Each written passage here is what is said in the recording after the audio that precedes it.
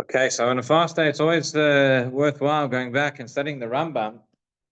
Always worthwhile studying the Rambam. But the Rambam in the end of Sefer Zmanim, Rambam in Hilchot Ta'aniyot, very fundamental piece that we come back to.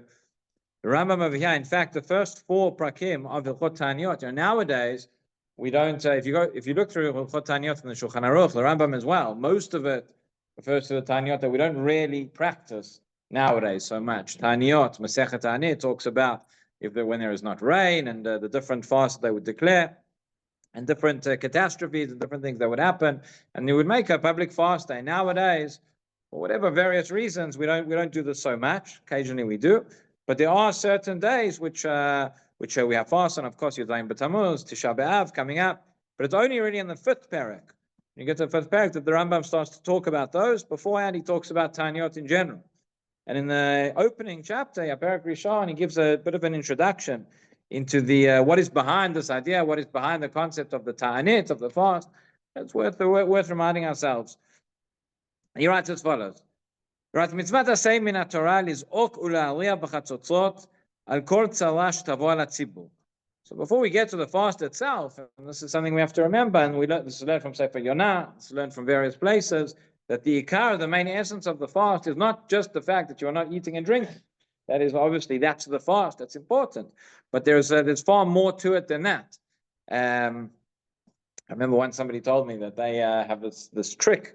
Every time there's a fast day, they have those certain movies that they enjoy watching, and they put on the trilogy, they put on all movies for 9 hours. They don't even know that it's a fast. So I said, Shkoyach, but you've completely missed the point. Right? That's not, we're meant to know. It doesn't have to be more difficult than it needs to be, but we have to think about it. So writes the Rambam, he says, Mitzvot asay min haTorah. There's a positive mitzvah from the Torah. Liz'ok ula'aliyah b'chatzotzot al kol tzara shtavo al hatzibur. When there is a tzara, when there is a tragedy, there's a distress that is inflicting the community, so we should cry out. Liz'ok, to cry out and to blow trumpets as well. To express that Shneimah, the pasuk from Parashat Ba'alotcha, al atzar tzoreh etchem ve'hartem b'chatzotzot. This is the way we call out, we cry out to Hashem. Klomar, kol davar sheyatzeh lachem. And he gives examples. Kagon batzoret v'deve v'albe v'chayotzeh b'hen. There's a famine, there's a plague, a locust, etc. All these different things which happen, which cause distress. We have to cry out.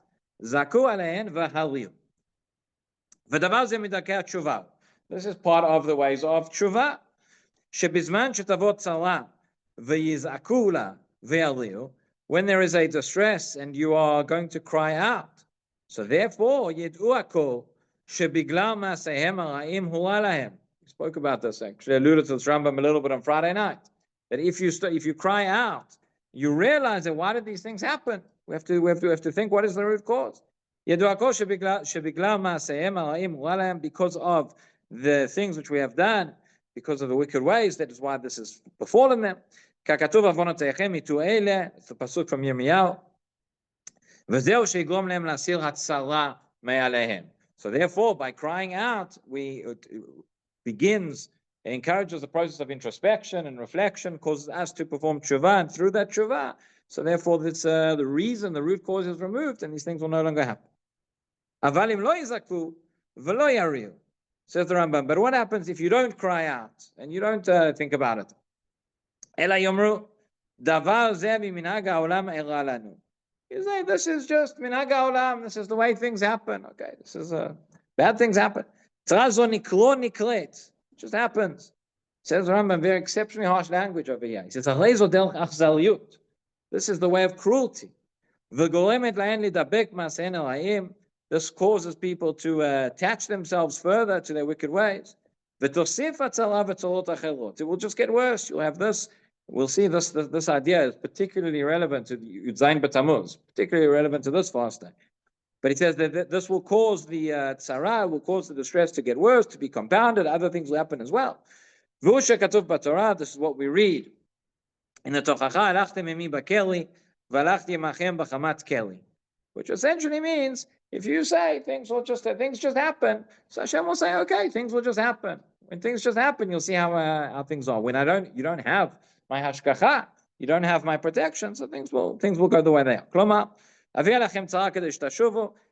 will bring upon you the bad things happen in order that you should do tshuva. Im tomlu shu keli, Okay.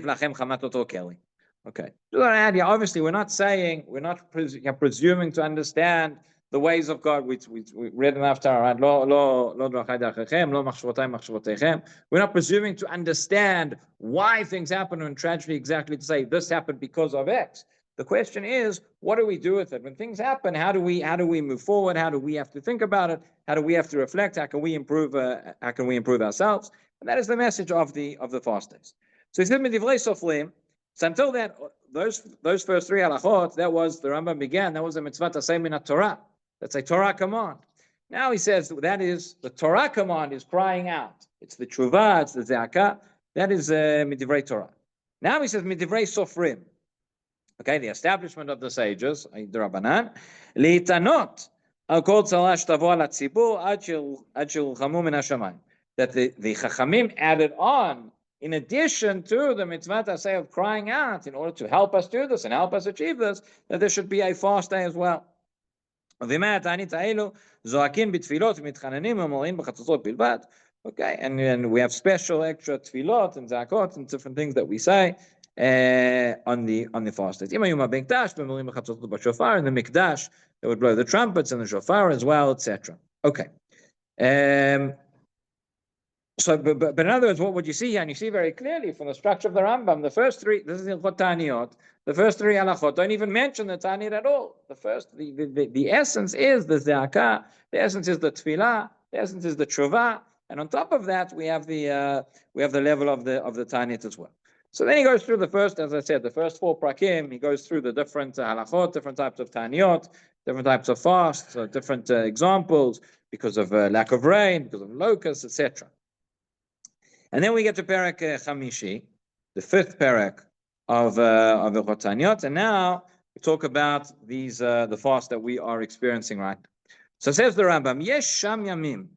After talking about the different days, different individual fasts, different individuals, different communities take on upon themselves, he says there are certain days Shekol Yisrael mitanim bahem mipnei hatzalot she'elu bahem. These are the days on which all of Am Yisrael fasts because of the calamities which took place on these days. And again, why? What is the essence? What is the point of the fast? Kedei la'olel al-vavot v'liftoach dalkei tshuva. In order to awaken, to open our hearts, and in order to open up the pathway to tshuva. V'yezeh zikaron ma'aseinu hala'im u'ma'asei avotenu shaya k'ma'aseinu ata. Says this will be a remembrance for us. What are we remembering? So you might have said, we are remembering what happened back then. Says the Rambam, no, primarily we're remembering what happens now. We're remembering who we are and what we are doing. For our actions, right, which cause things. And the actions of our ancestors, which were like our actions now. That's what the Gemara says, famous Gemara, that says that every generation in which the Beit HaMikdash is not rebuilt, it is as if difference of Gersa and the Bavli and the Yerushalmi, but the way the Yerushalmi says it says any generation that has not rebuilt the Beit HaMikdash, as if right now it has been destroyed, as if we've destroyed it. So and this is what caused for them and for us these calamities. Like, we shouldn't think this is something that happened once upon a time, but we should think about what is happening to us. And by remembering that and thinking about that, that will encourage us to tshuva. And then he lists what are the days. We have the four tzomot of the Churban, and we all know Elohein Yom Shlishi b'Tishrei, 3rd of Tishrei, which is Som Gedalia, Asiri b'Tevet, right, the 10th of Tevet, which is the day that the siege began, V'Shiva Asar b'Tammuz, which is today, right, 17th of Tammuz, V'Chamisha Zvarim Elubo, and there were 5 things which happened on this day. Bo nishtabu haluchot, the luchot, the first set of luchot were smashed, right? Uvatala tamid mi Beit Rishon, in the days of Beit Rishon. We'll see there's a bit of a difference here between what happened in Beit Rishon and Beit Sheni. But in Beit Rishon, this was the time when the tamid was cancelled, the tamid offering, which was brought every single day, the korban. During the siege of Yerushalayim, they ran out of, they no longer had sheep, and they were not able to bring that korban anymore. And that was on Yud Zayin b'Tammuz. V'uvka'a Yerushalayim b'Churban Sheni, and the walls were breached in the second Churban. Why does the Rambam say that the walls were breached in Yud Zayin b'Tammuz in the second Beit? Because the first Beit HaMikdash was actually on the 9th of Tammuz. It was earlier on. It was in the same month when the Navi Zechariah talks about the fast, there's Tzom Ravi'i, Tzom Chamishi, talks about the fast of the month of Tammuz. But it was actually in the first Beit HaMikdash. It was on a different day. It happened now, but we keep it on Yud Zayin B'Tammuz because we are closer to the second Korban or various other reasons. V'saraf apostumus arasha Sefer Torah. His Sefer Torah was burnt. V'emit tzelem b'Eichal, and he placed an idol in the Beit HaMikdash. Okay, then he explains Tisha B'Av, which is coming up in 3 weeks. We'll just read it through as well. Tisha B'Av as well. This is all based on the Mishnah and Ta'anit. It says 5 things which happened on Yud Zayin B'Tammuz, 5 things which happened on Tisha B'Av. Right, Tisha B'Av was the day on which Chetam Raglim, we had the decree that we would not go into Eretz Yisrael. V'chalav habayit bali shana u'vashniya. But there it says, the first Beit HaMikdash and the second Beit HaMikdash, there they were destroyed, both cases on Tisha B'Av. Nilkada il Gedolah, a great city was captured, that was Beital. והיו באלפים ולבבות מישראל, והיה לה מלך גדול, ודימו כל ישראל וגדולי החכמים שהוא המלך המשיח. This was, says the Rambam, was a great city, had thousands in it, they had a great king, it could have been, the sages thought it could have been the Melech HaMashiach, v'nafal bayad goyim, v'ne'agu kulam, it was destroyed and everybody was killed on that day. V'ayta tzara gdola k'mo churban HaMikdash. And that was a tragedy as great to the extent as the Churban, etc. And then he goes on. Okay, so that is essentially the Rambam talking about, as I said, the idea of the Ta'anit and what it's all about. That it's not just about the fast, but it's about the introspection and tshuva and remembering our deeds and explaining what the fast that we have nowadays, which all of Am Yisrael fast.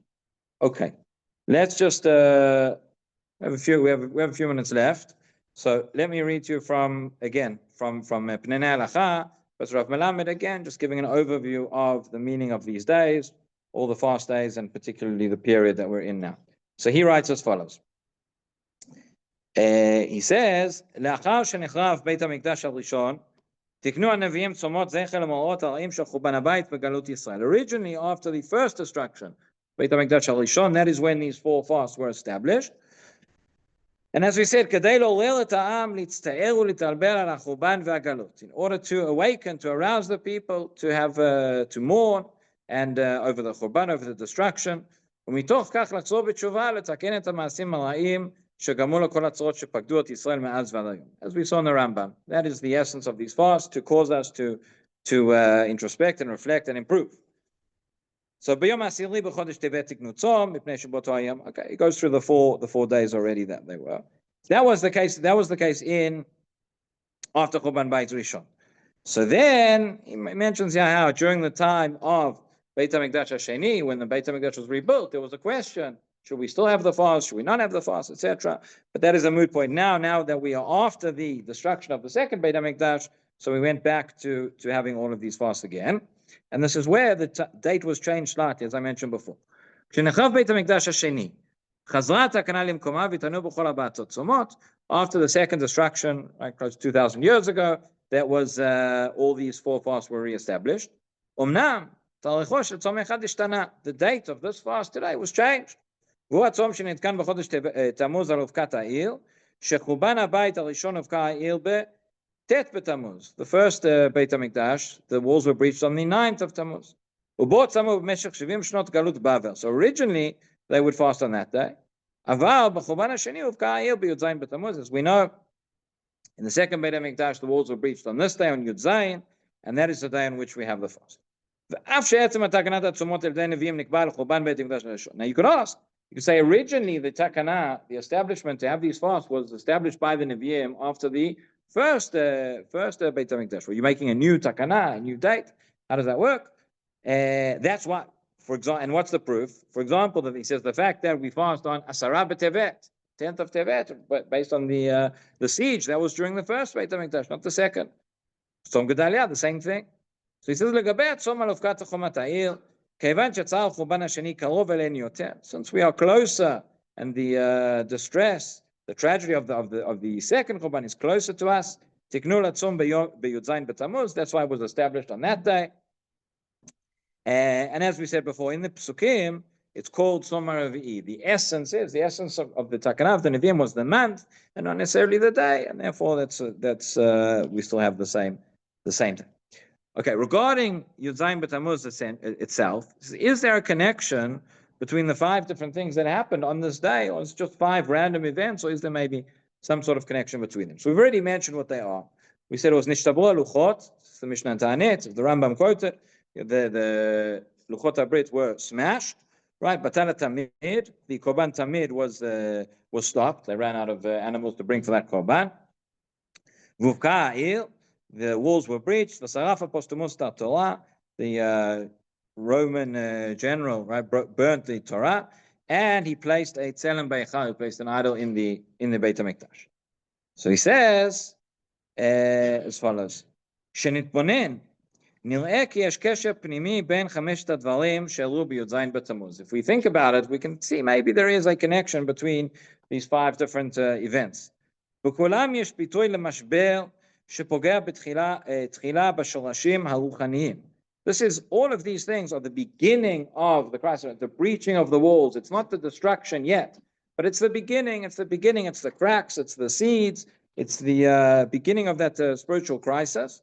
Sodeket chomat ha'emunah, the walls of faith are being cracked.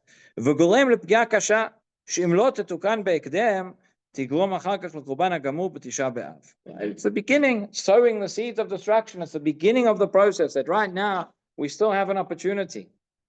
We still have a way to correct things. It's the beginning.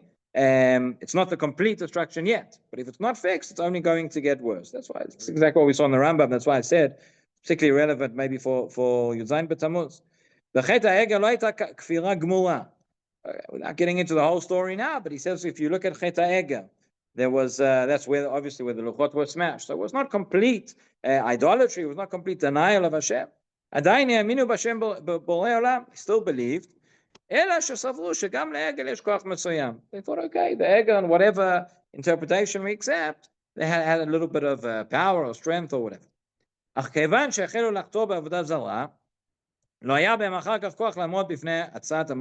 was the beginning. They started. There was the seeds of Avodah Zarah. Later on, they came to Chet HaMeraglim, etc.